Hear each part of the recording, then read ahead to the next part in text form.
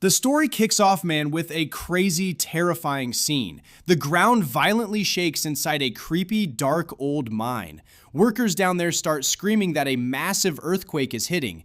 They're running everywhere, warning each other the mine's gonna cave right in on their heads. Pure panic everywhere, and rocks are dropping from the ceiling. Amidst this mess, we spot a terrified girl running past the guys. As she gets close to one, a massive fire erupts. The whole mine turns into a pile of dirt and rubble, swallowing everything in its path. Then, we cut to the town square, and it gets even uglier. We see the crowd surrounding that same girl. Guards got her tied up, screaming in her face, claiming she uses black magic. They announce to everyone that she's a cursed witch. The mob in the square starts cheering out of pure rage. You can see the hate in their eyes, demanding her death, chanting together that this witch needs to die right now. Somewhere else, away from the yelling, up in the VIP balcony, we see Boris. He's this greedy, chubby guy drinking and chatting with Commander Carter. He tells him Prince Roland is way too busy and won't even show up for this execution. Boris sarcastically adds that the prince probably won't even get out of bed. He mentions the prince thinks this border town is totally infested with witches, and he's thinking about heading back to the Grey Castle instead of hanging around this depressing dump. Next up, we see Barav, the prince's assistant, walking down the hall. He bumps into the maid Tyre, asking where the prince is. She whispers back, telling him he's still knocked out. Barav isn't having it. He barges into the room, calling out for Prince Roland. He's low-key freaking out, trying to wake him up, telling him it's super late and everyone's waiting for his verdict at the square. Our hero opens his eyes, looking completely shocked and confused. We see him looking around, totally lost, asking himself, "Where the hell am I? How did I even get here?" The prince hears the words verdict and execution and is totally clueless. He thinks he's dreaming, but touches his hands and realizes it feels way too real. This isn't just a nightmare. Roland looks at Barav and foreign memories suddenly pop into his head. He recognizes him, calling him Barav. Barav is weirded out by the prince's vibe, but promises he's his loyal servant. He reminds him again that it's execution time and they gotta face the crowd. The prince decides to just play along until he figures things out. We see him walking heavily next to Barav, still tripping out over being in this guy's body, asking himself, "What exactly happened to me?" The second the prince hits the balcony, the crowd goes wild, cheering like he's their savior. Roland looks down, and his eyes lock onto the girl with a noose around her neck. That's Anna, the girl they framed for magic. Barav steps up, demanding the order right now. Roland asks him, mind blown, "Wait, this helpless girl is the witch you were talking about?" Barav confirms it's her. Right then, Roland thinks to himself that this whole witch-hunting garbage makes zero sense. Roland tries to dodge the situation, saying he's sick and wants to push this back to another day. He tells Barav to just clear the crowd, but Commander Carter jumps in quick, saying this ain't a joke. He warns him if they don't execute her right now, she'll attract more witches and cause total disaster. Roland looks at Carter, and data flashes in his mind, letting him know this guy is Carter Lannis, his knight captain. Roland smirks, telling him he shouldn't be so scared. He adds that if more witches show up, that's actually better so they can bust them all at once. Carter and Barav look at each other, totally shocked by the prince doing a complete 180. Meanwhile, the crowd starts grumbling, wondering why the prince won't kill this cursed witch. We cut back inside the house, where Roland is sitting, wrapping his head around his new situation. We see him analyzing everything around him. He realizes he's now in the body of a totally irresponsible prince, stuck in some worthless, unknown land right in the middle of a super primitive and ignorant society. Roland knows this era is basically the Dark Ages, filled with brutal power struggles between siblings. He starts asking himself what the hell he can even do in all this chaos and stupidity, and what his true place is in this brand new world. Right then, our boy decides to face reality and accept his fate. He proudly and boldly declares to himself that starting today, he's no longer his old self. He is now Roland Wimbledon, the prince who's going to completely change the game. We see Roland looking in the mirror, telling himself that since he's here, he's got to use every single ounce of science and knowledge he has to build a completely new and different world. Suddenly, his assistant Barov walks in, saluting him and saying he showed up because the prince called for him. Roland looks at him super calmly and tells him to take a seat so they can talk about something important. Barov starts talking, and you can see the panic and confusion all over his face. He asks the prince why he stopped the witch's execution yesterday, warning him that this whole thing is super dangerous, urgent, and can't be delayed. Roland just looks at him coldly and asks, why? Here, Barov pulls out a weird coin or amulet and drops it in front of the prince. He explains their guards spotted witches in the western forest and found this exact amulet there. We see Roland grabbing it, looking heavily focused. Barov keeps going, saying this amulet is the Demon's Eye of the Holy Mountain, the official logo for the Witch Cooperation Association. Roland asks what the hell this association is, and Barov explains it's a group gathering witches together, aiming to unite them all to find the legendary Holy Mountain. Barov also tells the prince that legends say witches will find eternal peace there. That's why this group is constantly trying to turn innocent girls into witches. He even thinks they're the reason behind the missing babies at the port of Clearwater. Roland starts connecting the dots and asks Barov if he's scared this group will show up to bust out the captured witch. Barov confirms it, saying these witches are totally psycho and will do literally anything so they don't leave one of their own behind. Barov begs the prince to drop the execution order ASAP to dodge the drama, explaining these witches got terrifying powers, and the kingdom's knights might not even stand a chance against them. Roland zones out for a sec, then asks, how did you even catch her if she's that strong? Barov tells the story, explaining that a few days ago when the mine collapsed, this girl showed her true colors and used her magic. He says she unleashed hellfire that burned a poor guy so bad, his body and head literally melted to the ground like wax. Here, Roland makes a shock decision and tells him he wants to see her himself. Barov is stunned by the request, asking him in disbelief how he can meet her, but Roland firmly stands by his choice. Prince Roland asks why they execute witches by hanging, noting it's usually by burning. Barov explains that this specific girl isn't afraid of fire and it doesn't even affect her. As they reach the prison and get close, Commander Carter tries to stop the prince from acting reckless. He warns him she's an evil witch, and the god's locket of retribution she's wearing might not be enough to keep him safe. Roland looks at him like an absolute boss, telling him that a guy who wants to defeat evil has to face it head on. He tells his commander that justice shouldn't just target the weak and ignore the real threats. Carter shuts up, feeling helpless, and agrees to follow his orders. We then cut to the dark, freezing prison hallways. We see Prince Roland walking among the guards, with Carter and Barov right beside him until they reach the cell of the girl, Anna. Anna is tied up with heavy iron chains by her hands, looking completely exhausted. Roland tells Carter to chill out and step back. He approaches the girl, introduces himself, and tells her he's the fourth prince of the Grey Castle Kingdom. The prince asks for her name, and she replies with telling him she's Anna. Roland acts interested and asks her to tell him her story and what exactly went down at the mine that day. We see the sadness on Anna's face as she explains her dad was a miner.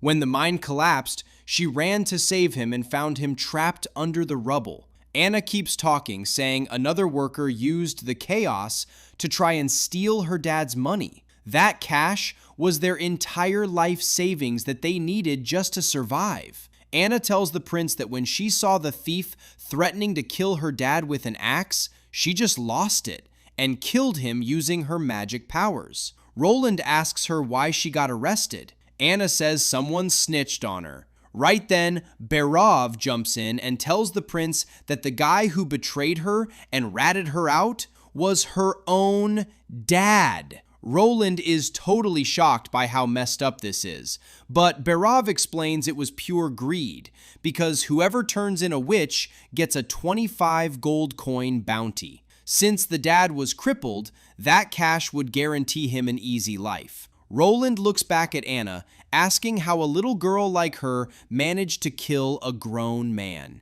Anna bitterly tells him she used what they call black magic. Prince Roland asks her to show him this magic. Carter and Barav freak out, warning him that the locket on her neck is sealing her powers, and freeing her would be a total disaster. Anna looks at the prince, defiantly telling him his curiosity might get him killed. Roland fires back confidently, letting her know that if she really was a demon, her dad would be the dead one right now, not him. Roland gets even closer to Anna. We see him grabbing the chain around her neck, telling everyone he wants to know the truth. Is she an innocent victim or a demon acting her heart out? At this moment, we see Roland yanking off the magic locket, and Anna starts blasting heavy flames from her body. Fire fills the cell, and Barav and Carter try to drag the prince away, absolutely terrified. Carter screams at the prince that they gotta run, but Roland stands his ground, telling him there's nothing to worry about. We see him pointing at the fire, which isn't burning him or affecting him at all. Roland explains to them that Anna is completely controlling the flames, and she doesn't intend to hurt anyone.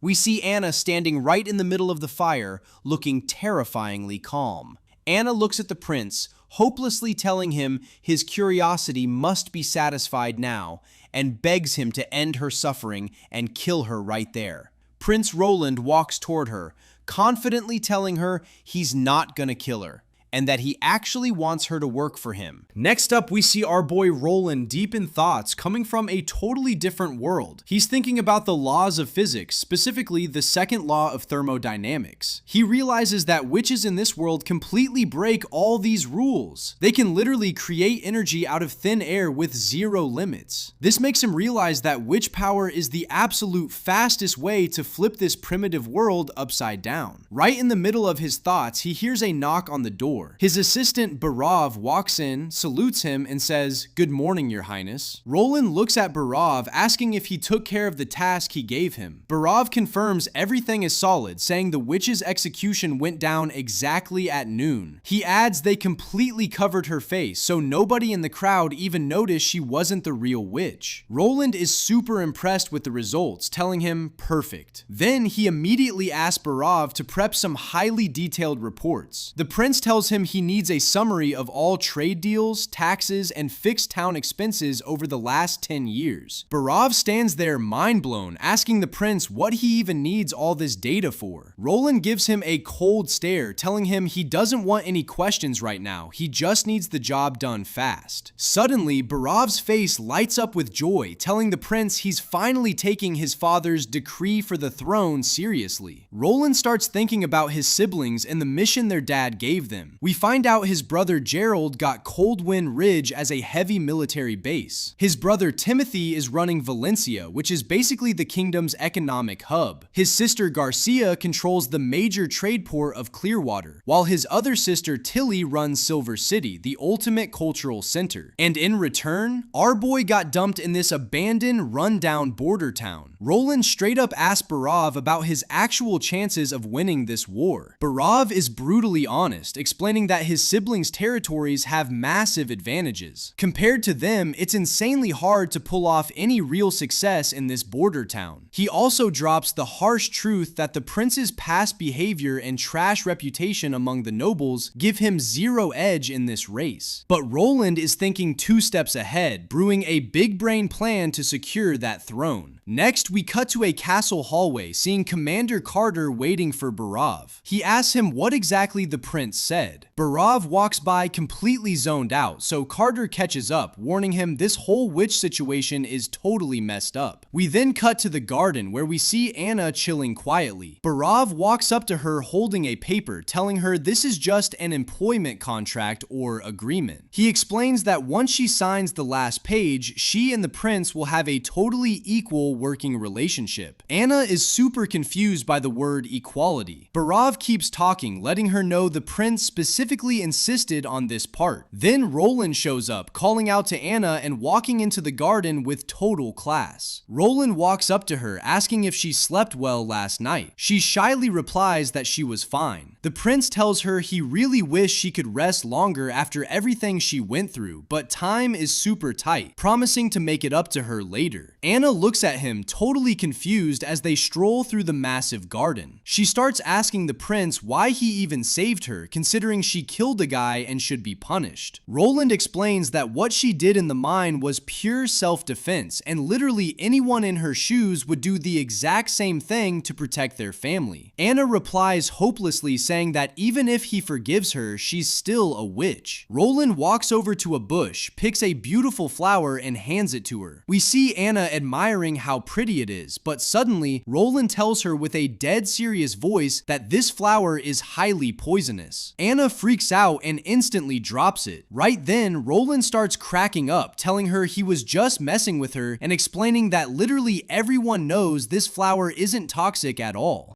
He starts getting his point across, telling her the flower's core never changed. The only thing that changed was her view of it based on what he said. He explains the exact same logic applies to witches. From his perspective, her power is just like this flower, a product of nature, not inherently good or evil. But she tells him her power is genuinely terrifying and could kill anyone who gets close. She admits the church is right and that witches are literally the embodiment of evil, eventually begging him to just kill her and get it over with. But Roland just looks at her, saying if she really wants to die, that's her right. But he makes it clear that dying isn't a solution, it's just running away. Roland then pitches her a second option, asking her to help him build a brand new world where witches can live freely without any fear. A world where they won't have to hide or feel ashamed of who they are. A world where they can use their powers to help people and heal the pain of this world. Anna starts tearing up, telling the prince she just wanted to go back to school, read with her classmates, and sing in the fields. She reveals her ultimate dream is to become a teacher just like Mr. Carl, hanging out with kids and teaching them how to read and write. She asks the prince with a super hopeful voice if this dream could actually come true. Roland looks deep into her eyes with pure confidence and says, "Absolutely." He tells her it's going to happen as long as they work together. Next up, we see Prince Roland teaching the witch Anna how to control her powers. He explains she's got to train in this exact spot to stay completely off the radar. He lets her know her main goal right now is having absolute control over every single detail of her magic, whether it's the exact temperature or the sheer power of her flames. He also warns her to be super careful while training so she doesn't accidentally burn her clothes off again or set anything nearby on fire. Right after that, we see Roland chilling in his office, looking completely drained and exhausted because he pulled an all-nighter studying those reports. His assistant Barov walks in, looking at the prince with serious concern, telling him he must be dead tired from staying up all night. Roland starts breaking down what he discovered with Barov. He tells him he read last year's report and realized the only industry worth anything in this border town is mining. We see him flipping through the papers, explaining they're digging up massive amounts of rocks, ores, and gemstones. But the massive plot twist Roland drops on Barov is that the financial report shows the town's annual income is literally zero. Roland explains the profits barely cover operating costs. Even crazier, there's zero data on the citizens' lives or their taxes, and most importantly, this border town has absolutely zero farming. Roland starts apologizing to Barov for slacking off in the past, admitting he was drowning in a life of luxury and partying while leaving him with all the heavy lifting. But he promises him that starting today, he's done running away. He's going to be the true leader. He asks Barov to stick by his side and help him out. Barov gets super hyped, pledging his loyalty and promising to do whatever it takes. He then hits the prince with the harsh reality of the massive food crisis caused by Boris. Roland just smirks sarcastically, saying he actually thought Boris was a decent guy. He figures he's definitely salty because Roland took the town from him. But thinking logically, Roland says since the border town belonged to Boris, it only made sense he'd try to sell the ores at a fair price. Barov then drops the bitter truth on the prince. He explains that Boris, and all the nobles who ruled this town before, actually own estates over in Longsong Stronghold. All their real interests are over there. Because of that, they never had any intention of upgrading this border town. They just treated themselves like overseers, coming here to mine the ores and ship them off to their bosses in Longsong for a cut of the profit.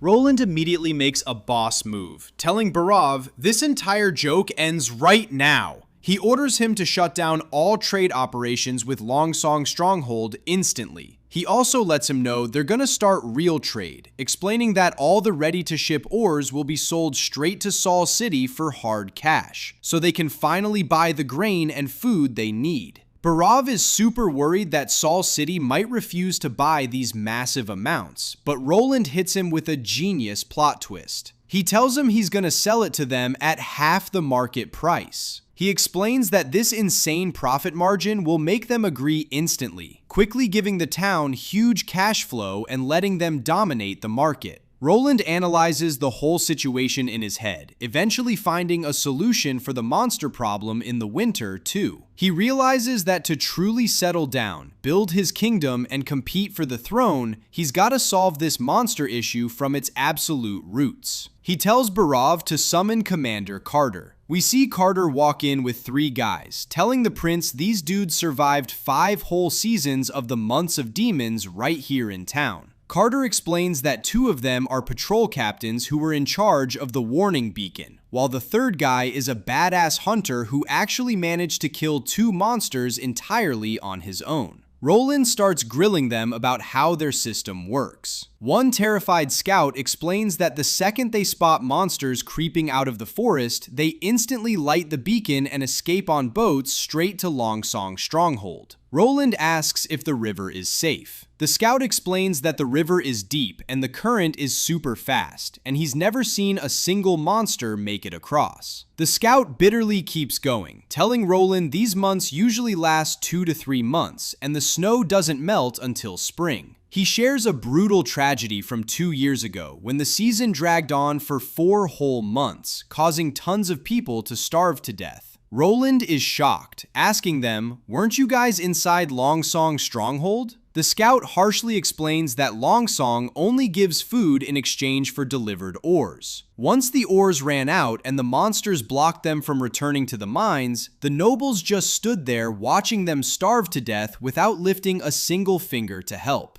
Roland turns his attention to the hunter, asking about the monsters he killed. The hunter tells him he took down a wolf and a wild boar. He explains these beasts are originally just normal animals, but the corrupt fog boosts their primal instincts, turning them into absolute nightmares. The hunter explains that the boar's skin gets so insanely tough that arrows can't even pierce it, and the wolves get so fast they require special traps. That's exactly why the walls of Longsong Stronghold can actually stop them. Roland notices the hunter's features look a bit different, so he asks Carter about him. Carter says he's an exile from the Sand Nation. Roland looks at the hunter with total respect, telling him he doesn't care where he came from. As long as he's in this border town, he is one of his people. He tells him to hold his head high and say his name with pride. The hunter looks right at the prince, telling him his name is Iron Axe. Roland promises him a huge reward for his bravery, tossing him and the scouts 10 silver coins each, and orders them to head out.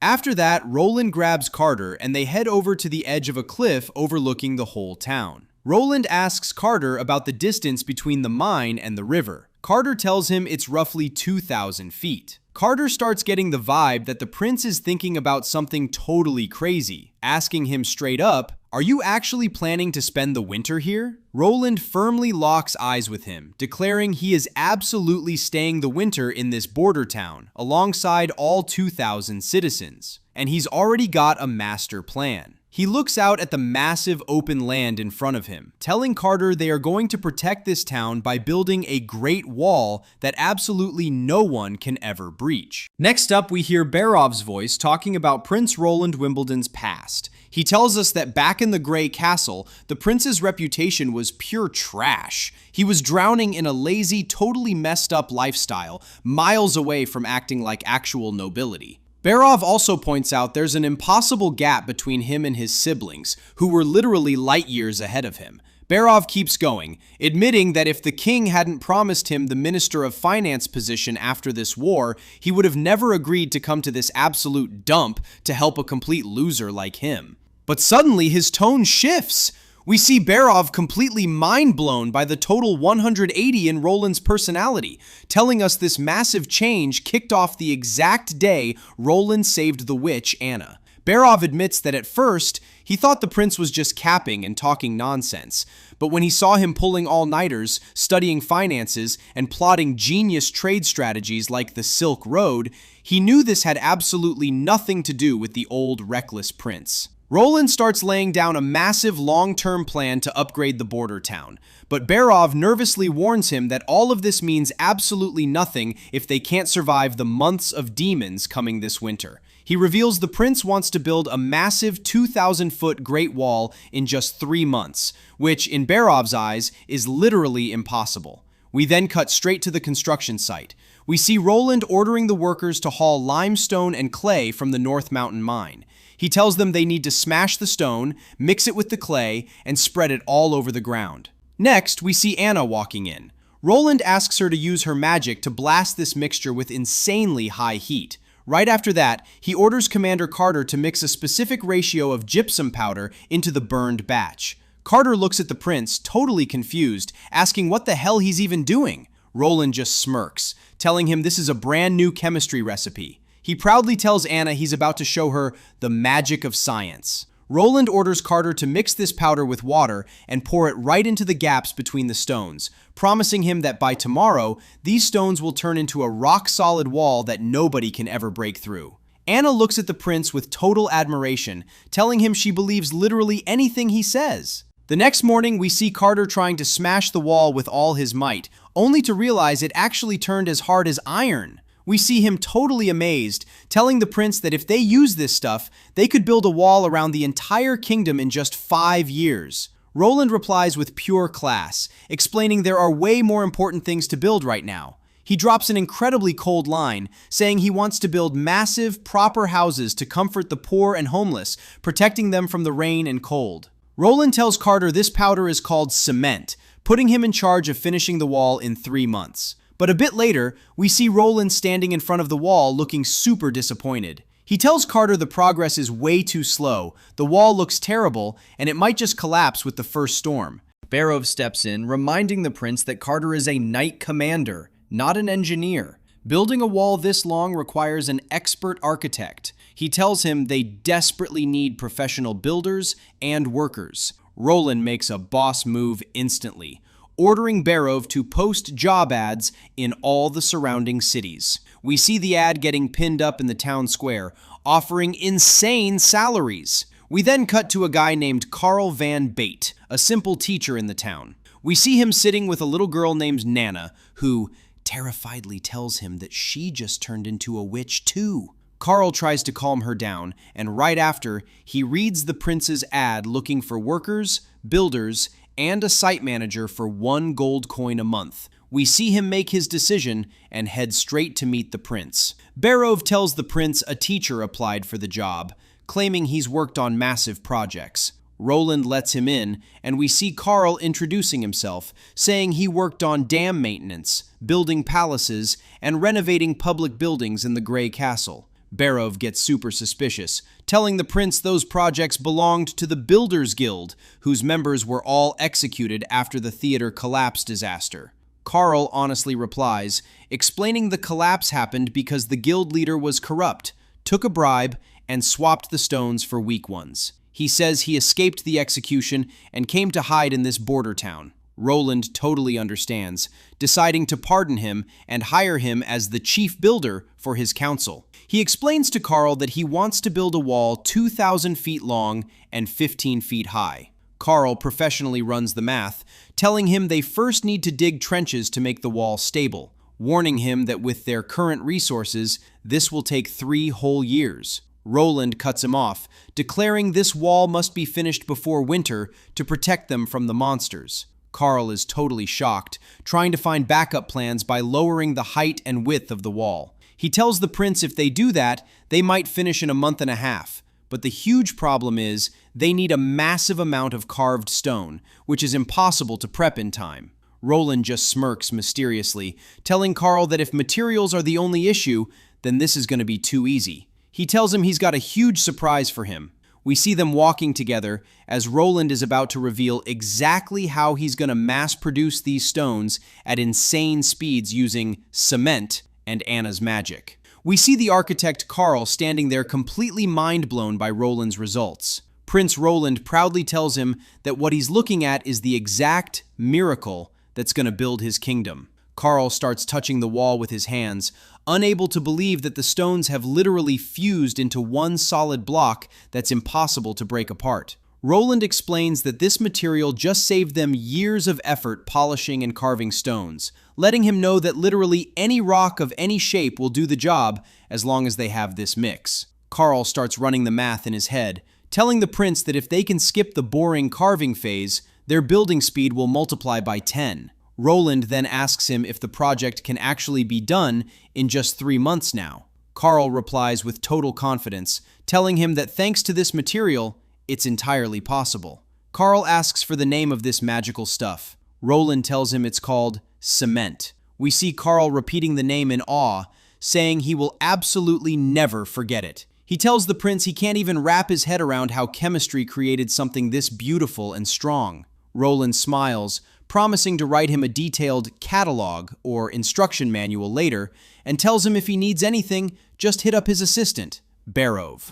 At that moment, Carl takes a deep breath and tells the prince he has a special request or a favor. Suddenly, we see Anna walking into the room. The second they lock eyes, pure shock hits both their faces. Carl calls out Anna's name with total disbelief, and Anna replies completely amazed. Roland calmly steps in, asking Anna if this is the teacher she told him about. Anna confirms it, telling him most of the kids in the border town learn from him and that he's a genuinely great guy. Carl acts super humble, explaining he's just a guy who teaches kids how to read and write. We see him looking at Anna with massive emotion, telling her he honestly thought she died and had been having nightmares this whole time. He lets her know he feels an indescribable relief seeing her alive right now. Carl literally throws himself at the prince's feet, thanking him for his mercy and generosity. But Roland tells him to get up, explaining that from his perspective, witches aren't evil creatures, and he would never obey the authorities when it comes to killing innocent people.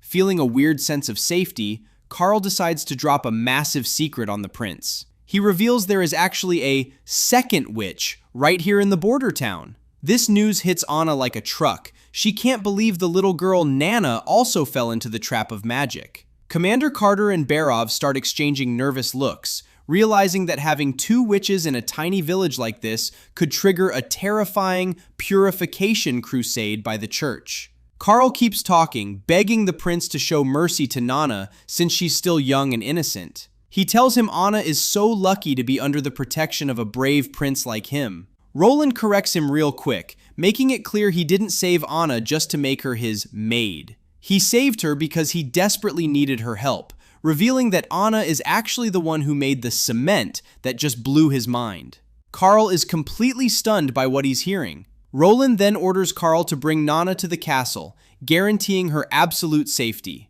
Barov smartly jumps in, warning the prince about a massive hurdle. He explains this girl's name is Nana Pine. That name means she's not a commoner. She's the daughter of Baron Tigui Pine, which means she's from a noble family. Roland realizes how risky this is and orders Carl to bring her in bright and early tomorrow morning, acting like she's just going to a regular lesson. He tells Barov to completely clear out the kitchen so he can meet her there, far away from the eyes of the servants and nobles. The next day, we see Nana walking into the kitchen, looking absolutely terrified. Carl tries to calm her down and get her to salute the prince. Roland welcomes her with total class, asking her to take a seat and letting her know he just wants to get to know her better. We see him offering her waffles and some nice sweets just to break the ice and ease her fear. Then, Anna walks into the kitchen. The second Nana sees her, she screams with joy, saying she knew she was still alive and never believed the rumors of her death. Roland gets straight to business, asking Nana about her powers. Nana innocently starts explaining that it all began a week ago when she tried to save a bird with a broken leg. She says she felt a sticky liquid come out of her hands and cover the bird, and suddenly, the bird healed up and flew away. Roland orders Commander Carter to buy some injured animals from the hunters to test Nana's powers. We then see Nana using this weird green liquid, instantly bringing a bird back to full health. Roland starts analyzing this power, realizing she can heal wounds and mend bones, but it's impossible for her to regenerate missing limbs or bring the dead back to life. Commander Carter looks on in awe, telling the prince he finally understands exactly what he plans to do with these witches. Roland tells him to take Nana back home for now and bring her in for secret training later. He explains that if her secret leaks right now, all the nobles will instantly turn on him. Carter then asks the prince if he seriously thinks the wall and the witches are enough to survive the winter. Roland replies mysteriously, telling him, "Absolutely," but drops a chilling warning that the cursed monsters aren't the only enemies they need to worry about. In the dark shadows, conspiracies are slowly brewing. This cold-blooded lady hears some sweet news about her fleet looting merchant ships and calmly rewards the captain. But the hype doesn't last. The assassination attempt on Prince Roland totally failed. The poison that was supposed to wipe him out literally just put him to sleep for a bit. She takes zero excuses, instantly ordering the hanging of the alchemist who cooked up that trash poison, and gives the female assassin one absolute last chance to finish the job. On the flip side, Prince Roland is out here building his kingdom from absolute scratch. The town wall is going up, supplies have safely arrived, and they've got enough food to last the entire winter. But Minister Barov is absolutely terrified. The vault is draining way too fast, and Roland's private funds will barely get them to next spring. Roland, with this crazy confidence, couldn't care less about going broke, betting everything on the ore trade. But Barov is dead scared of Duke Ryan's reaction if they completely cut off his ore supply. Right before they even finish talking about Duke Ryan, a guard walks in, announcing that the envoy from Longsong's stronghold has just arrived. Perfect timing, and a showdown is now inevitable. Roland just gives a slight smirk, double-checking that all the food is fully secured. It looks like he's cooking up a devious master plan to completely turn the tables on everyone. Prince Roland knows the absolute ultimate weapon in any negotiation is a massive flex. He orders up a royal feast just to completely stunt on the envoy hall before they even say a word. The envoy walks in absolutely mind-blown by the insane amount of luxury food that you couldn't even find in his wealthy castle. Roland, acting totally chill, is eating with wooden chopsticks, explaining they're a cheap alternative to silver forks and that he's going to teach everyone how to use them. And the second the envoy compliments the meal, Roland drops his first massive bomb. "I actually just got all this food today from Willowtown. The message is crystal clear. I don't need you guys to feed my people." The envoy finally gets down to business, asking about the delayed ore shipments they were supposed to trade for food. But Roland already has a bulletproof excuse locked and loaded. He tells him the mine collapsed, so production is completely dead, and he refuses to trade the little ore he has for the castle's garbage food rations that just leave his people starving. Roland flips the table completely, declaring, "The old barter system is officially dead." He reveals he sold the ore to Willowtown for solid gold and bought enough food to last the entire winter. The envoy tries to argue that Willow is way too small to make real profit and that his stronghold is the ultimate market, but Roland is just dragging him right into his master trap. And here comes the absolute master stroke. Roland offers to sell them the ore at a straight 30% discount off the market price. Just like that, the greedy merchant envoy starts drooling over the insane profit margins and is definitely going to try to convince the Duke. Right before the envoy leaves, he tries to act smart, warning him about the brutal winter and advising him to just run away to Longsong's stronghold. But Roland completely shuts him down with a jaw-dropping decision. I'm not going anywhere. I'm building a wall to protect my town this winter, and I'm making it the brand new border of the Grey Castle Kingdom. The reckless prince just instantly transformed into a king building his absolute empire, and nobody has even processed the shock yet. In the pouring rain, Roland sends off the ambassador from Longsong's stronghold.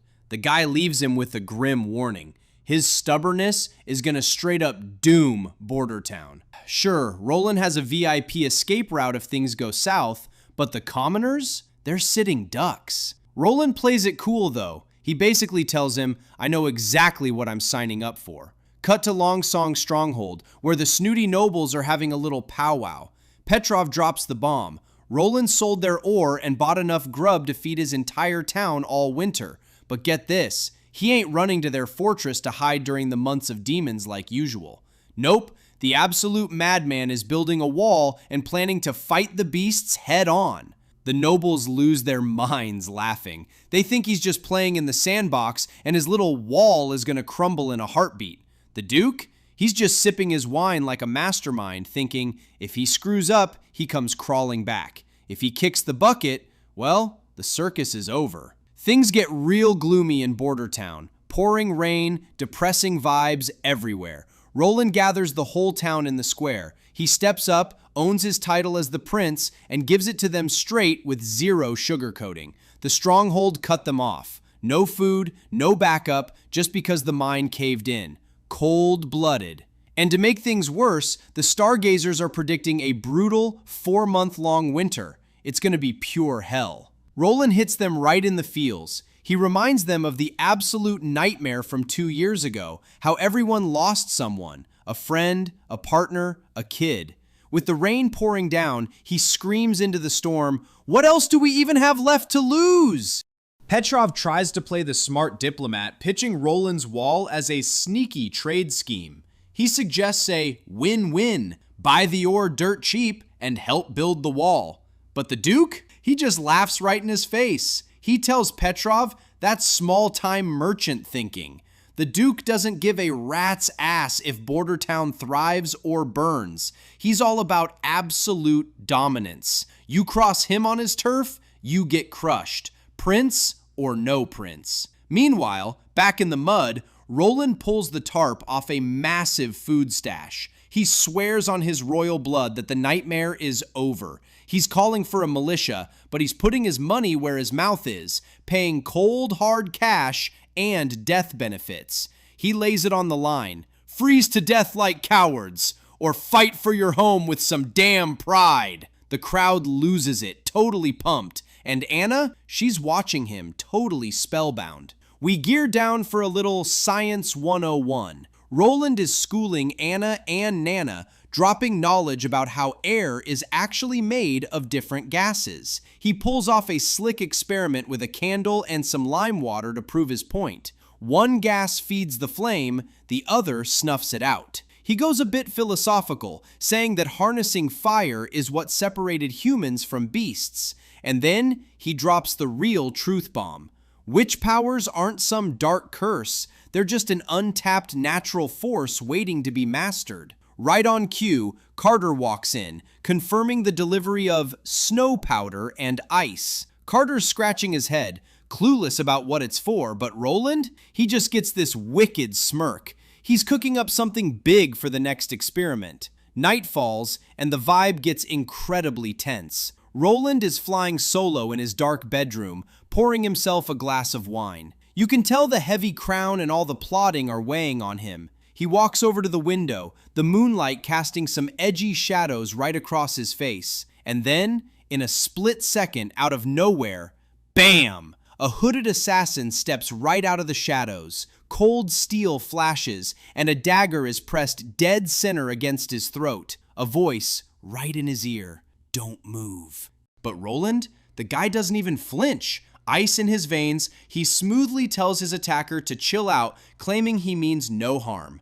The assassin drops her hood, revealing a stunning blonde. He demands to know who she is, and she flashes a mysterious emblem, the Holy Mountain. Roland connects the dots instantly. He's still dealing with witch business. He looks her dead in the eye and asks the million-dollar question, "Are you a witch?" She nods, dropping her codename, Nightingale. But why is she sneaking into his bedroom?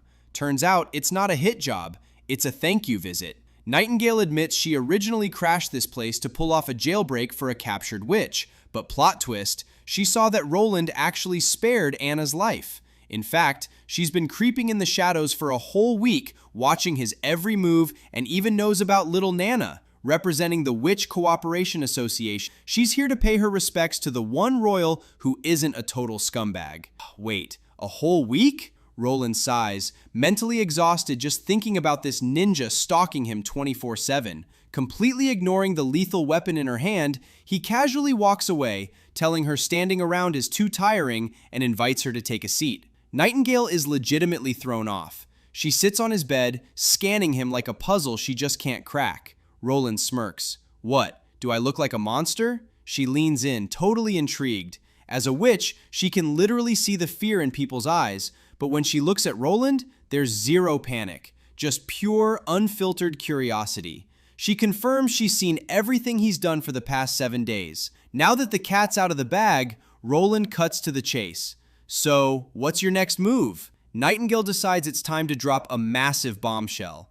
Remember that nightcap the head maid just brought him? Yeah, it came with a secret ingredient, a lethal dose of a poison called Tears of the Gods. She hits him with a harsh reality check. His own castle is crawling with snakes. Roland is visibly shook. His own staff is trying to take him out? Nightingale smoothly points out that she just saved his life, and in her world, favors aren't free. As payback, she wants to take Anna with her. To sweeten the deal, she even offers to assassinate the traitorous maid, making them completely even. Take Anna and Nana? Roland shuts that down immediately. "Take them where?" he demands. Nightingale talks about returning to the Witch Cooperation Association, their supposed safe haven. But Roland instantly calls out the fatal flaw in her logic.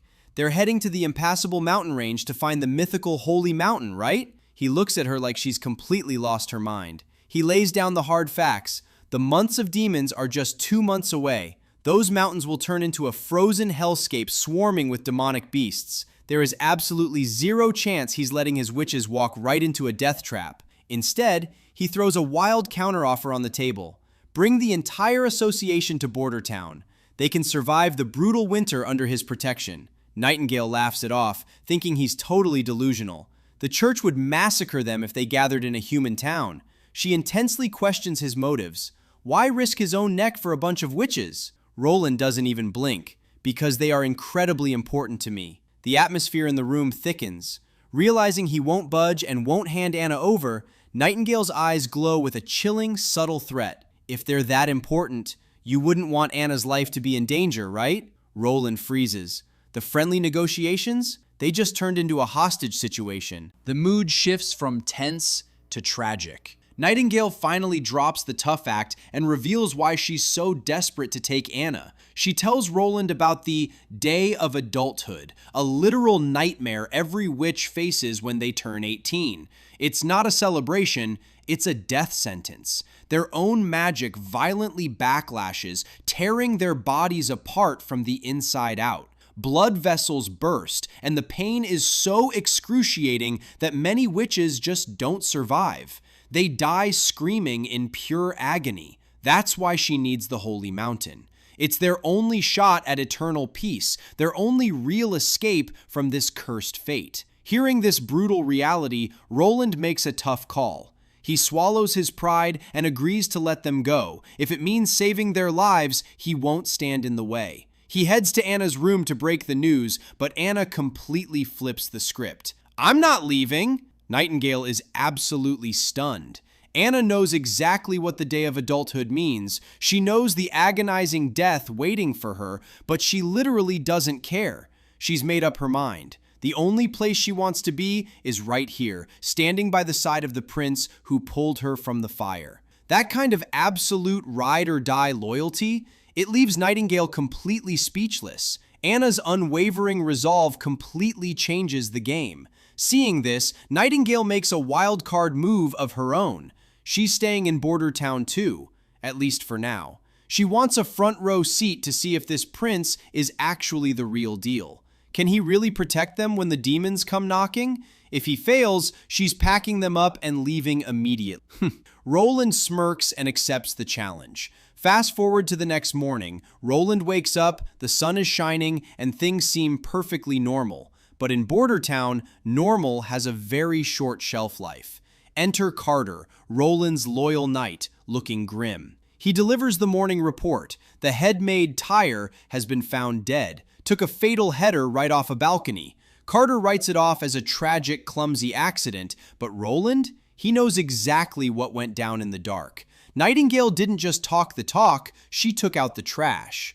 Playing the perfect politician, Roland keeps a totally straight face and casually orders a proper burial. Case closed, no questions asked. Roland heads to his office, ready to start the day, only to find his new personal assassin chilling at his table, eating his breakfast. Nightingale casually debriefs him between bites. She staged the maid's accident perfectly, and as a bonus, she found a hidden letter. Turns out, the hit was ordered by his own royal siblings. Classic family drama. Roland tries to regain some authority, telling her to leave his food alone and go to the morning meeting. Her response? She just smirks and takes a long sip directly from his personal goblet. Looks like the prince just got a highly lethal, incredibly annoying new roommate. Morning meetings are always a drag, especially when your accountant drops a financial bomb. Barav delivers the bad news. Their latest ore trade was a total ripoff, leaving the town's treasury with a measly 90 gold royals.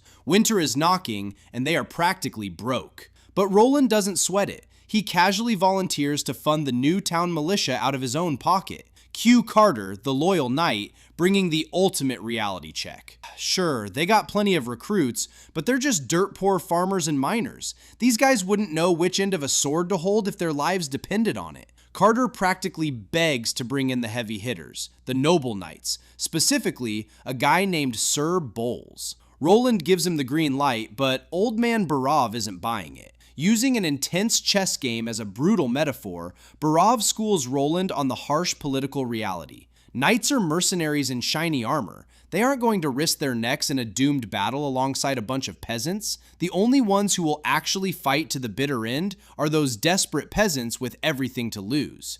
Their fatal flaw? Zero combat experience. But Roland just drops a knowing smirk. He knows they can't swing a sword, but they won't have to. He slams down a blueprint that's about to break the medieval meta, a flintlock musket, the ultimate equalizer. Talk is cheap, so Roland heads straight to the forge with his secret weapon, Anna. The biggest hurdle in making a gun? Forging a perfect, seamless barrel. He needs Anna to use her fire magic to slice a dead straight line down a solid iron pipe. She channels her magic, sweat dripping, and nails it flawlessly. Roland is so hyped he pulls her into a massive hug, totally forgetting royal boundaries. He knows exactly what just happened. They didn't just make a pipe, they just kickstarted a whole new industrial era. Roland steps back into his room, only to find his resident shadow, Nightingale, chilling like she owns the place. He's honestly getting tired of this stalker routine, but she brushes it off. She's just doing her job, protecting him and Anna. She casually tosses him a scroll she swiped from his office. Roland tries to play it cool, acting like it's no big deal, but the dynamic is clearly shifting. Nightingale drops the tough assassin act for a second, admitting she actually respects him and how he treats Anna. Looks like the prince and the assassin are slowly turning into a solid tag team. Time to play politics. Roland and Carter ride up to Sir Bowles' lavish, overpriced mansion. Inside, over a fancy feast, Roland asks the noble for his knights to help defend the town. Bowles' response? A flat, disrespectful no. He scoffs at the very idea of his elite knights fighting shoulder to shoulder with peasant scum. And just to rub salt in the wound, he tosses them a single gold coin as a generous donation. It's a massive slap in the face. Carter is absolutely fuming, ready to pop a blood vessel. But Roland? completely unfazed. He accepts the insult with a poker face and walks out. Outside, Carter apologizes for the humiliation and asks the million-dollar question. Without knights, how do we train the peasants? Roland just stares out over the horizon, a dangerous glint in his eye. Don't worry, I have my own ways. Money makes people do crazy things, right? Cut to the militia camp where a bunch of commoners and stonemasons are grouping up. A guy named Vanner gets swarmed by his buddies. Look, for these guys, this isn't some patriotic Call of Duty, it's straight up easy money. We're talking 10 silver royals a month plus free grub just to do some odd jobs for the knights. Their master plan? If things look sketchy on the battlefield, they're gonna bounce. Vanner's got his eyes on the prize, stacking enough paper to marry his girl Shirley from the local tavern. They're literally out here joking about the 30 silver death benefit. It's all fun and games until a commanding officer suddenly barks at them to fall in line. The chatter dies instantly. His Highness, Roland Wimbledon, the 4th Prince of Greycastle, steps up to the stage. No more joking around. Just his presence alone commands absolute respect across the yard. The real deal has arrived. Roland doesn't waste a single second. He officially dubs them the Border Town Militia. But here's the catch. They're staring down the barrel of a month and a half of pure, rigorous boot camp. The hook to keep them motivated? Pass today's drill, and everyone scores an extra egg for lunch. To these starving commoners, an egg is basically striking gold. The crowd gets totally hyped. Then, Roland pulls his first wild card of the day and introduces their new captain. Enter Iron Axe. The locals definitely know him. He's the most badass hunter in town. But plot twist, he's a sand person, an outsider. Then Roland drops a massive bombshell. Anyone who excels in training or fights like a beast on the battlefield gets an official rank regardless of their background. The prince is literally trashing the old noble bloodline rules. It's all about merit now. Iron Axe takes the reins, fully ready to break these rookies into shape. The first trial? Standing perfectly still. Sounds like a joke, right? Nope. Iron Axe demands absolute military posture. Chest out, stomach in, arms glued straight down. For half an hour, under a blazing, unforgiving sun, reality hits them like a truck. Sweat is dripping, muscles are cramping, and it's dead silent. They aren't even fighting monsters yet, they're fighting their own weak bodies. And they're pushing through all this agony just for the taste of that promised egg. Just hold on a little longer. Time's up. Those words hit like absolute magic. The recruits completely wipe out on the grass, totally gassed. Vanner is mind blown,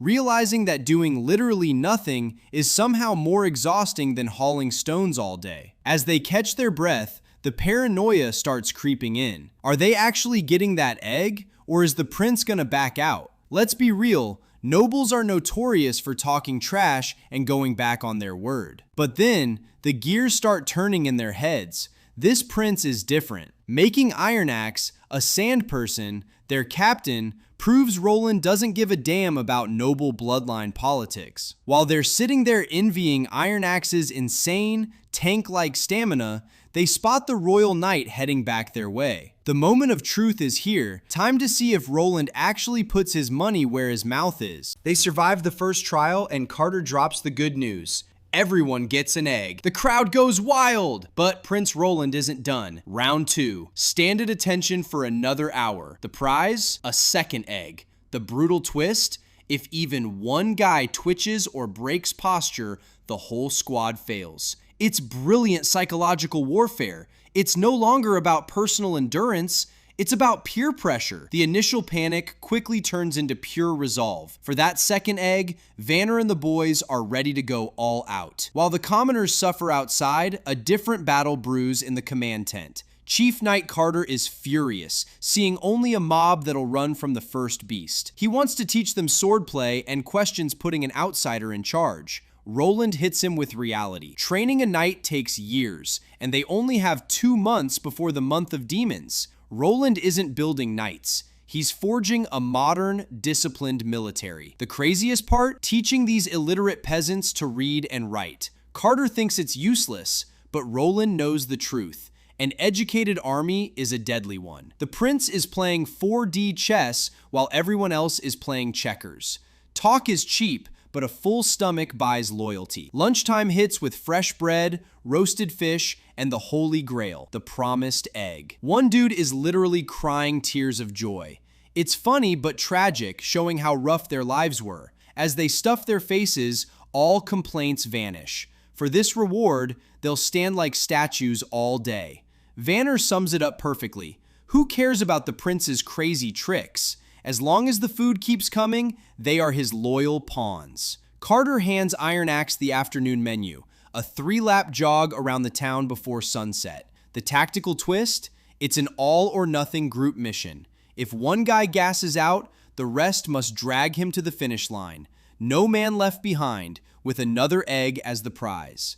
Carter advises them to get some rest since they'll be exhausted, but drops a massive red flag before leaving. I suggest you don't sleep too soundly. Oh boy, what midnight nightmare is the prince cooking up now? The afternoon sun is brutal and the final test is underway. 3 laps around the town before sunset. Sounds simple? Dead wrong. These guys are running on fumes. Iron Axe makes the rules clear. Support each other, nobody quits, or the third egg vanishes for everyone. Cut to Vanner. His gas tank is empty and he hits the dirt. But then, mental warfare kicks in. He remembers that heavenly lunch. Is he really gonna let the squad down? Watch his face. Pure agony turning into desperate willpower. He's literally dragging his broken body through the dirt for that egg. Get up, Vanner! The finish line looks more like a battlefield. Bodies everywhere. Total exhaustion. Iron Axe and Carter do the head count, and the tension is thick. 3 men are short. Did they give up? But wait, look at the horizon. The missing guys emerge from the sunset, literally carrying Vanner across the finish line. This is exactly what Roland wanted. He forced them to build a real brotherhood. Carter looks at this battered squad and drops the verdict. Everyone crossed. Training complete. The crowd goes insane. They secured the egg. Night falls and the vibe flips into a full-on feast. Bonfire roaring, and these guys are eating like kings after surviving hell. Even Iron Axe is chilling, saying he could fall asleep instantly. Carter agrees, but then drops a brutal plot twist with a straight face. There's one more session tonight. Iron Axe is stunned. The prince is calling a midnight emergency assembly. They think the nightmare is over, but Roland is about to wake them up. Shift from the noisy camp to the quiet, late-night grind inside the castle. Anna appears, questioning Roland's endgame since he's paying the militia from his own pocket. Roland drops a truth bomb. If it protects the town, it's worth every penny. She pushes deeper. Why teach them to read? His answer is the core of the story. Education gives them a reason to fight, a purpose, not just food. Her eyes soften as she asks about the witches, her voice breaking. They're just broken souls surviving in a world that hates them. It's a raw, emotional moment exposing their heavy burdens. Fast forward. Roland is alone, the atmosphere heavy. He unwraps a long, mysterious object. This isn't a sword or magic. It's cold, hard steel. He carefully wipes the barrel and inspects a lead bullet. The prince isn't just training an army, he's upgrading the era. The Age of Swords is officially over. Roland is introducing firearms to a magical world. The demonic beasts won't even know what hit them. The game has changed. Deep in the woods, Roland finally unveils his ultimate technological masterpiece, the musket. Carter gives it a seriously skeptical look, thinking it's just a clunky, weirdly shaped crossbow. But Roland just smirks and introduces the real secret sauce, gunpowder. The prince literally runs them through a step-by-step masterclass. Pour the black powder, ram the solid lead bullet down the barrel, lock it in, and take aim. Carter grips the heavy gun. The tension in the forest is crazy thick. He takes a slow breath, plants his feet, and pulls the trigger. Boom! A deafening blast echoes, and thick smoke fills the air. When it clears, that heavy steel knight's armor is blasted wide open like it's made of cheap tissue paper. Everyone is standing there in absolute jaw-dropping shock. The Age of Knights is officially canceled. Iron Axe is absolutely mind-blown. You can see the heavy tragedy in his eyes. He knows if his fallen brothers had this insane firepower against the demonic beasts, they'd still be alive today. Carter eagerly asks about mass production, still reeling from the shock, and Roland calmly confirms more are being forged before winter hits. But then, the prince drops the hardest quote of the entire series. This weapon is powerful enough to rewrite reality, but at the end of the day, it's just a tool. For you, the absolute strongest weapon will always be trust and unwavering loyalty. He hands the rifles over, making it clear these aren't meant to replace his warriors, but to help them defend the town and its people. Carter and Iron Axe immediately drop to one knee in pure respect. They are officially ride or die for the prince forever. Meanwhile, completely unaware of Roland's futuristic army, the haters are having a field day back at their cozy enemy stronghold. The local nobles are casually practicing archery and treating Roland like an absolute laughingstock. They're roasting his militia, mocking the fact that he's motivating simple peasants with extra eggs instead of hiring real noble knights. The arrogant blonde noble is dead set on the idea that Roland is gonna fold and come crying for their help once the winter beasts attack. But the older duke watching them, he's not laughing.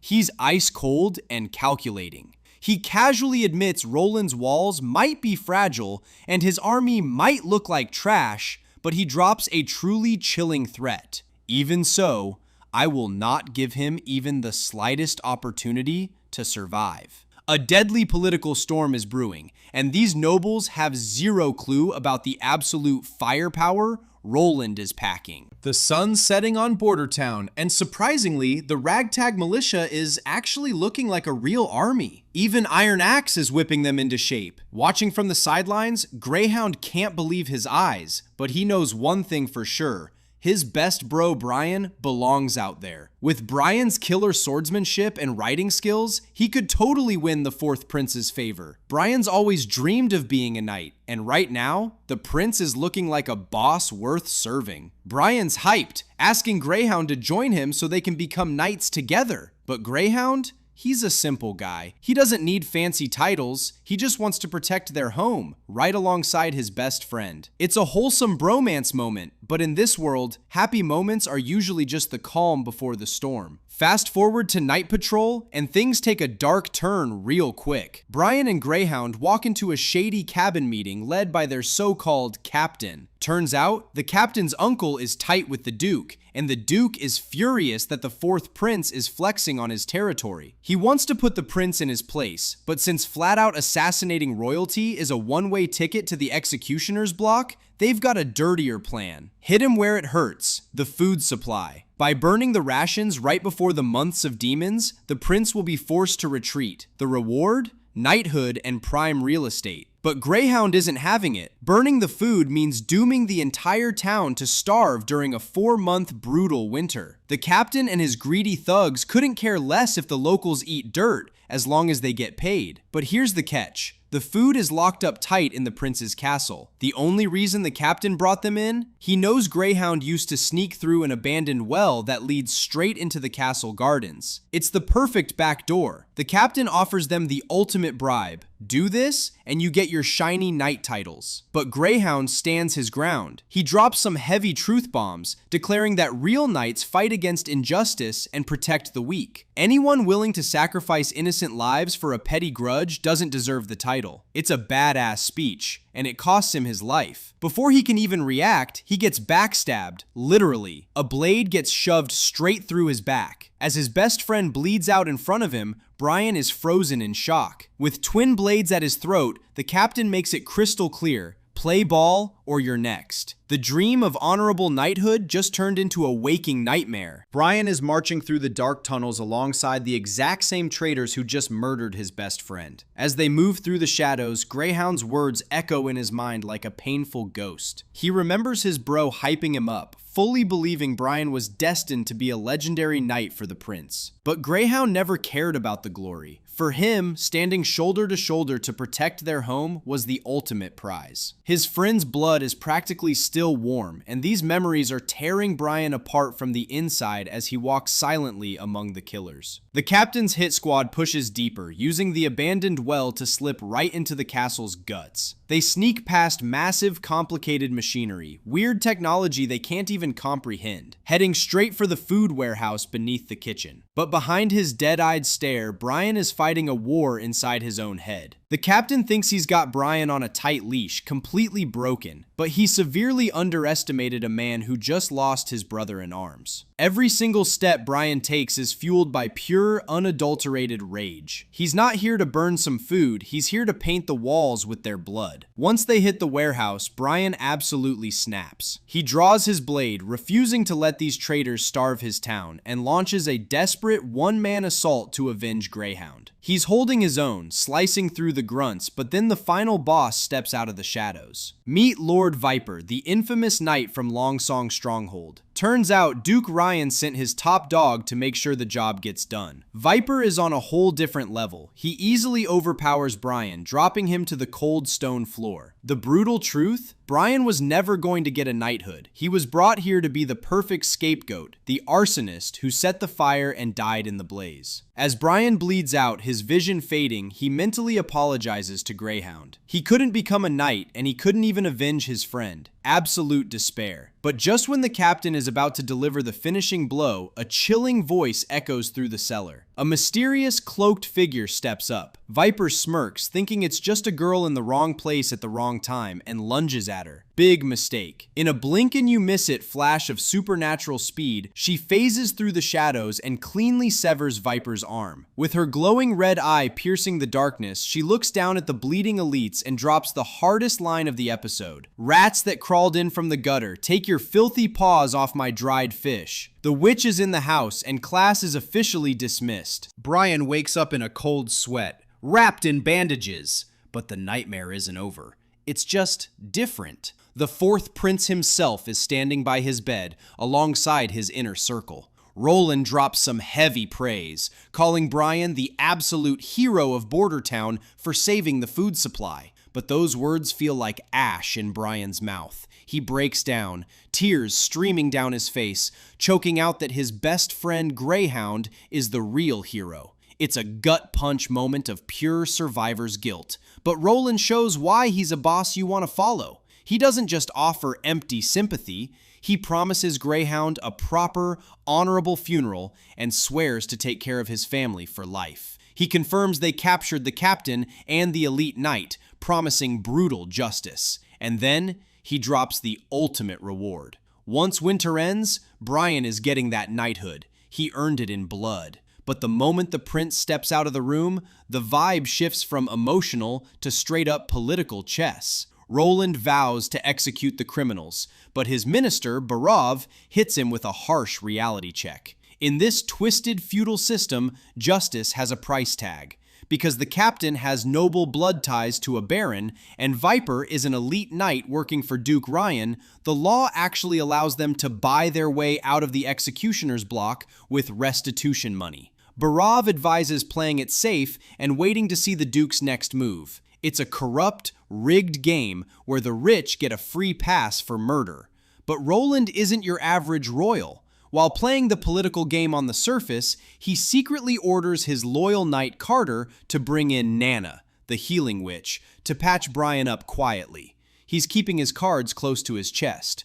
Right on cue, the corruption walks straight through the throne room doors. Enter Baron Boris, putting on a masterclass in fake apologies. He acts like his nephew, the traitorous captain, just made a silly little mistake by breaking into the castle and trying to burn the town's lifeline. To smooth things over, Boris casually slides a chest full of gold royals across the table as restitution.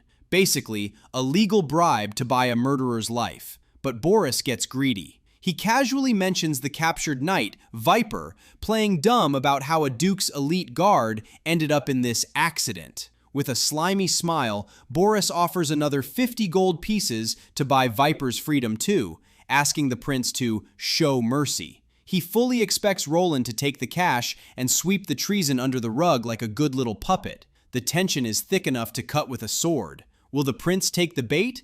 Or is this Baron about to learn a very painful lesson? The tension in the throne room is off the charts. Baron Boris thinks he's got the prince in his pocket with the chest of gold, expecting him to sweep the treason under the rug. Roland plays along for a second, agreeing to treat the assassination attempt as a personal act to avoid a direct war with the Duke. But then, he totally flips the script. Instead of taking the bribe, he sentences the traitors to death by hanging, effective immediately. The Baron panics and tries to pull the ultimate get out of jail free card. Noble crimes can be pardoned in the name of God. Roland doesn't even blink and drops the coldest line of the season. If pardoning them is God's will, then I shall send them to meet God. Absolute savage. He even forces the terrified Baron to watch the execution. Out in the town square, Roland spins a masterclass PR narrative, publicly hanging the elites and elevating Brian and Greyhound to absolute legendary status. Later that night, Roland is chilling on the balcony when Nightingale phases out of the shadows. They share a moment of mutual respect, and Roland decides to shoot his shot, professionally. He offers her a legit gig as his personal bodyguard, complete with a monthly salary, weekends off, and paid annual leave. Nightingale is standing there buffering, completely mind-blown by these modern-day labor rights. But things get incredibly deep real quick. She calls out his hypocrisy. How can he execute nobles in the name of God while simultaneously protecting witches, which goes against everything the church teaches?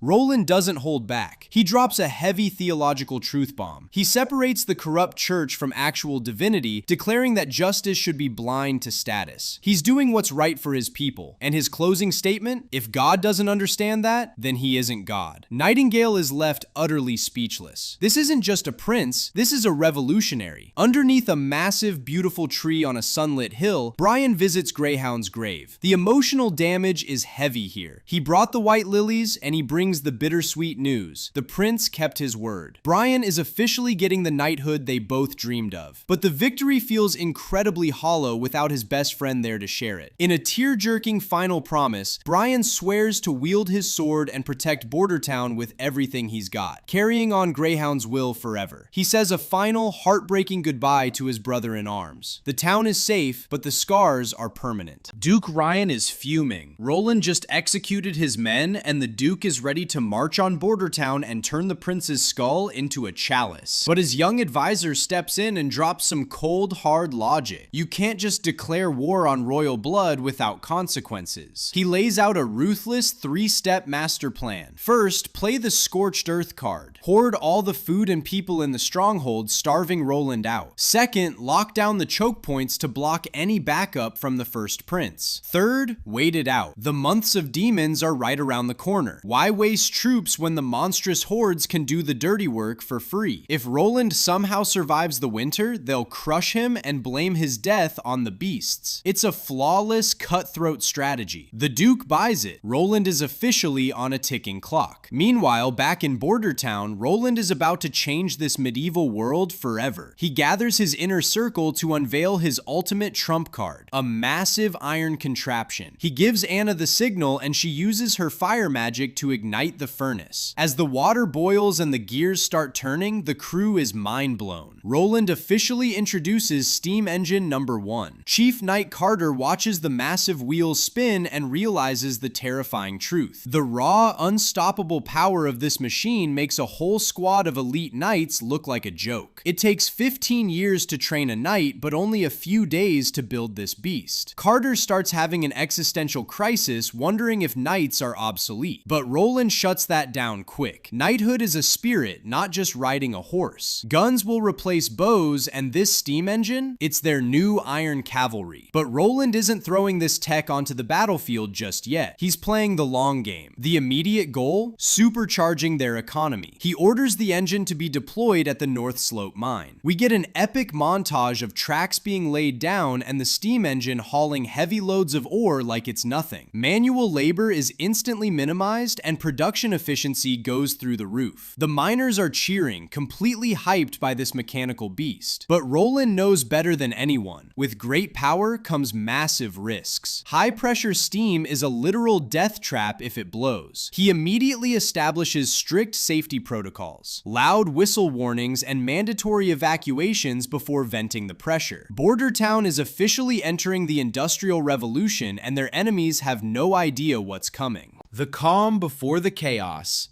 Little Nana is terrified of demonic possession, her head filled with scary stories. But Anna, she's built different now. She used to think death was her only way out, until Roland gave her a reason to fight. She drops some heavy wisdom. You gotta find your reason to keep breathing, even if it's just struggling to survive. Nana, despite her fear, just wants to prove her worth and help the prince. Boom. Reality check. Carter bursts in and the vibe instantly drops. A worker skipped the safety protocols on the steam engine, and the foreman, Ironhead, caught a face full of scalding, high-pressure steam. It's bad. Like, won't survive the night bad. Roland doesn't hesitate. He orders them to bring in Nana. Barav starts sweating bullets, warning that exposing a witch to the miners will blow their cover. But Roland? Absolute Giga Chad energy. He refuses to let fear derail his industrial revolution. He prioritizes saving a life over hiding in the shadows. Nana arrives, and the gore is straight out of a horror movie. She's freezing up. Roland steps in, speaking softly, telling her to treat it like a wounded animal. She channels her magic, and the glowing green energy literally knits the melted flesh back together. It's a flawless miracle. But the ignorant miners? They immediately hit the panic button. Demonic power! A witch! Roland steps right into the middle of the mob, completely fearless. He drops a massive truth bomb. Everything the church told you is a total lie. Witches aren't monsters. They are our ultimate allies, and they will fight to defend this town. Carter backs his king up, screaming at the crowd to open their eyes. She just saved a life. The real villains? The corrupt nobles and the church. The narrative has officially flipped, but there's zero time to celebrate. Barav drops another nuke on the situation. Nana's dad, Baron Pine, has just stormed the castle. The word is out. He knows his daughter is a witch, and the situation is turning hostile. Roland tells Anna to stay back and handle the kids. He turns around, his demeanor turning icy cold. He puts on his crown. The secret is out. The honeymoon phase is over, and the political war has officially started. The inevitable is now upon us, he says. Let's go meet him. Pure cinematic cliffhanger. Baron Pine barges into the throne room, and the tension is thick enough to cut with a knife. He's frantic, demanding Roland hand over Nana immediately. He thinks the prince arrested his daughter for being a witch, and he is ready to cross every line to get her back. The Baron actually draws his sword on royal blood. Carter instantly steps up, steel clashing, ready to put him down. But then, the Baron drops a massive twist. He screams that he doesn't care what the church thinks, and he doesn't care if she's a witch. He just wants to protect his little girl. Roland completely de-escalates the situation. He reveals he didn't bring Nana here to hurt her. He brought her to the castle to protect her and train her abilities. The Baron bows deeply, apologizing after realizing he almost committed casual treason over a massive misunderstanding. Right on cue, little Nana bursts into the hall, running straight into her father's arms for a heartwarming hug. The vibe shifts from deadly to wholesome real quick. The Baron tells a hilarious story about finding Nana healing a cat that got run over by a carriage. Thanks to her magic, the cat sprinted away like an Olympian, completely ignoring its broken leg. It proves the Baron never saw her as a monster, just his precious daughter. Roland makes his pitch. He asks the Baron to let Nana stay in Border Town. Her healing magic is going to be an absolute game changer for the upcoming months of demons. But the Baron hits him with a hard no. He thinks she's just a kid playing vet with small animals, and he's terrified of the danger. He plans to take her to the stronghold and force her to hide her powers forever. Roland's eyes go dark. He hints that the real danger isn't just the demonic beasts anymore, implying the Duke's imminent attack, and he simply cannot let them leave. Before the argument can escalate, Carter opens the doors. The miners walk in, including Ironhead, the guy whose face was practically melting off earlier. The Baron braces for a witch hunt. Instead, the miners drop to their knees. They don't have pitchforks, they have pure gratitude. Ironhead calls Nana his literal goddess, praising her for saving his life. They declare that the church played them all for fools, and they will never forget her kindness. Nana bursts into happy tears, finally feeling accepted. And the Baron? He's left completely stunned, watching his cursed daughter being worshipped as a hero. In the courtyard, bathed in the fading, blood-red light of the setting sun, Roland executes the absolute ultimate psychological chess move. He doesn't just bark orders at Baron Pine, he validates the man's entire existence. He brings up the Baron's late father, a legendary hardcore knight who once stood his ground against a colossal, nightmarish hybrid demonic beast on an open battlefield. Roland smoothly points out that the Baron isn't some soft, pampered, silk-wearing noble hiding behind castle walls. He still wears his heavy, battle-scarred armor, carries his trusty sword, and his hands bear the rough calluses of a true frontline warrior. He looks the Baron dead in the eye and asks him to fight alongside him. The Baron is visibly torn, shaking and terrified, desperately wanting to send his precious Nana back to the stronghold where it's supposedly safe. But Roland shatters that illusion, hitting him with cold, brutal reality. If the corrupt lords at the stronghold find out Nana is a witch, they won't hesitate to execute her on the spot. But here in Border Town, the people literally worship the ground she walks on like a guardian angel. To seal the deal, Roland promises to stand on the bloody front lines himself, swearing on his crown that if the town falls, Nana will be the absolute first person evacuated to safety. Overwhelmed by this raw, undeniable Giga-Chad leadership, the Baron's defenses completely crumble. He drops heavily to one knee, swearing his life, his blade, and his absolute loyalty to the prince. The clock is ticking, and Border Town shifts into maximum overdrive. We get a hardcore training montage, blacksmiths relentlessly hammering out lethal steel, and the militia running brutal pike drills.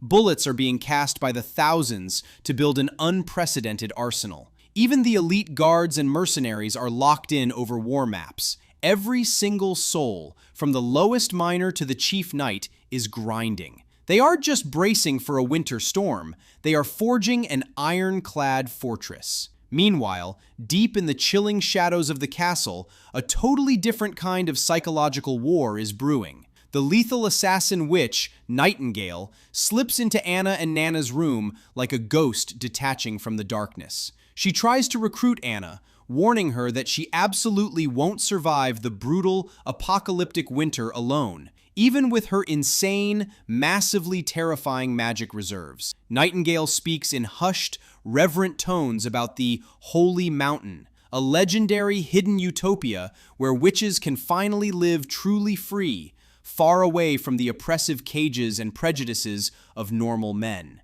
But Anna isn't having any of it. She completely shuts the assassin down, dropping her own dark, tragic backstory. She recalls the suffocating smell of smoke when her mother died in a fire, and the ultimate betrayal when her own flesh-and-blood father sold her out to the hangman for a measly 25 gold coins. It was Roland who personally pulled her out of that literal hell.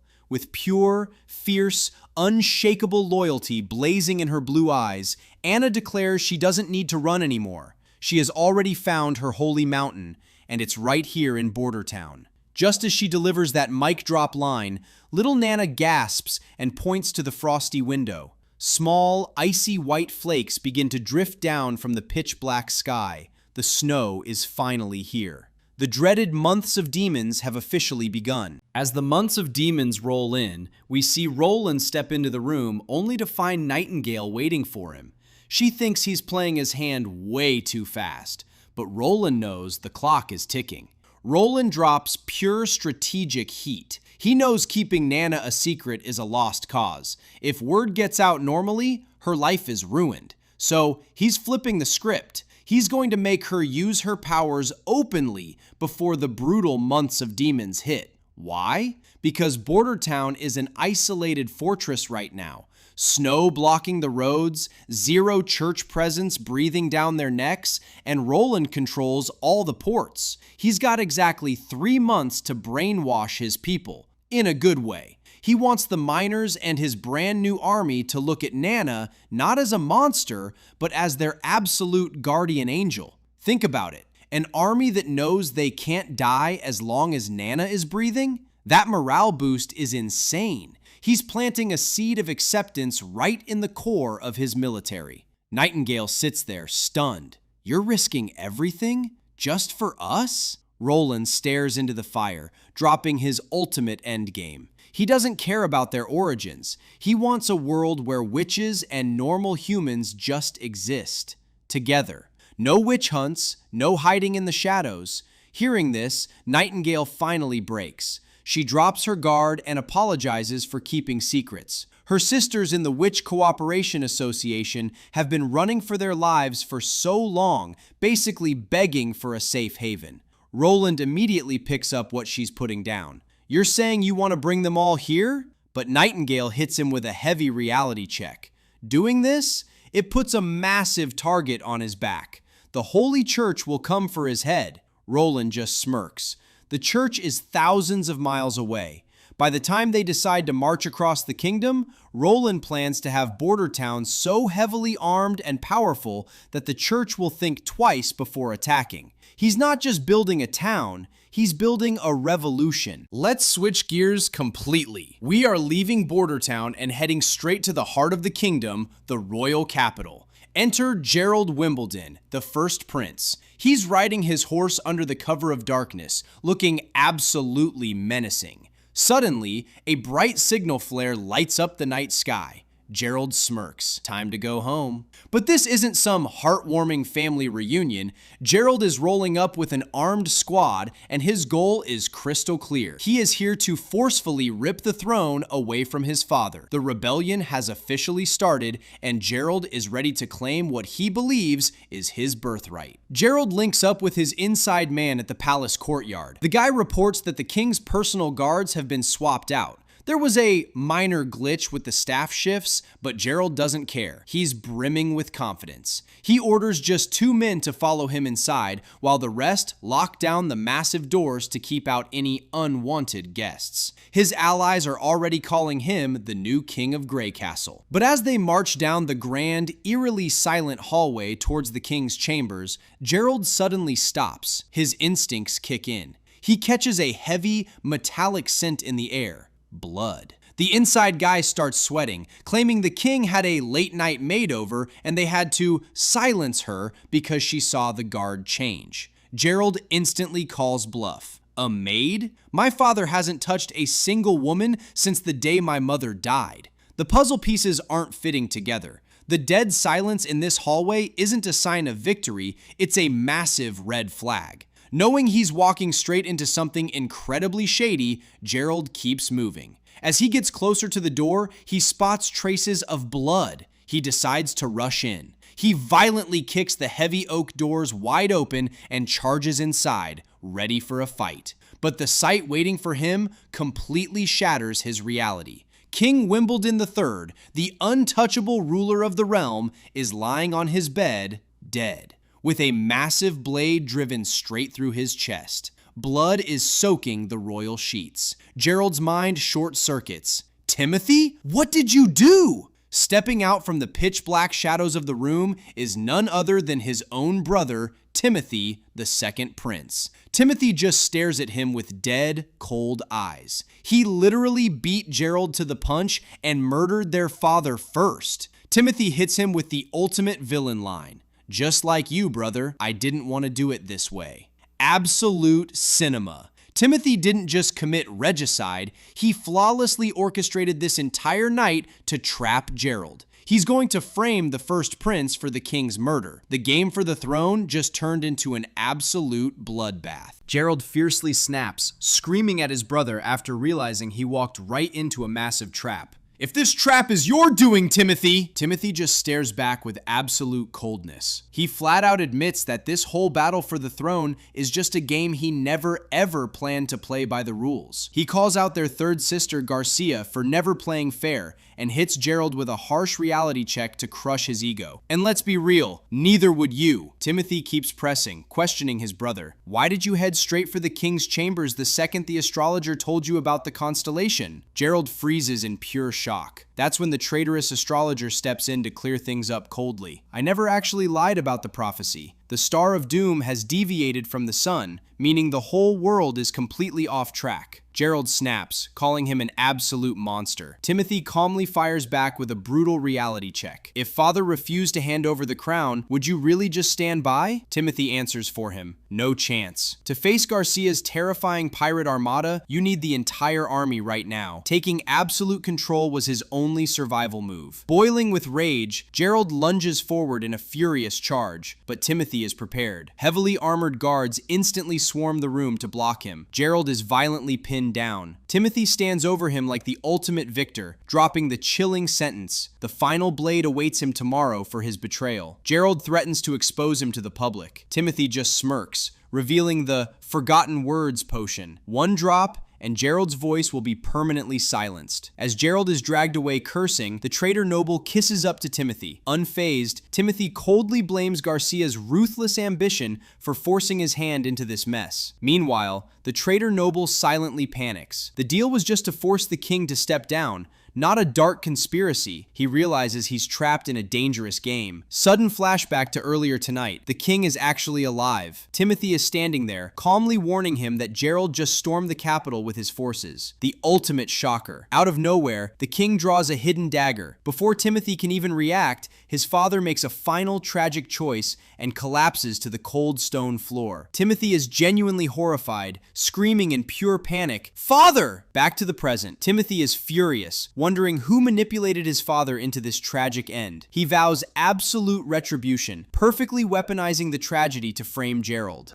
Boattown is finally enjoying a rare, quiet moment. Roland is chilling in his warm office, putting together plans for a brand new market to fill up his embarrassingly empty wallet. The newly repaired steam engine is running smoothly, and everything feels completely under control. Until the massive alarm bells suddenly start blaring. The cozy peace is instantly shattered as a panicked guard bursts into the room. "Your Highness! Emergency! A massive horde of demonic beasts just appeared at the North Slope wall!" So much for a relaxing day off. The brutal Months of Demons nightmare has officially arrived at their doorstep. Cut to the city wall, and the scene is absolute terrifying chaos. The rookie soldiers, including some miners who literally only signed up because Roland promised them free eggs, are shaking in their boots against a relentless army of demonic wolves. Suddenly, the entire stone wall violently shakes.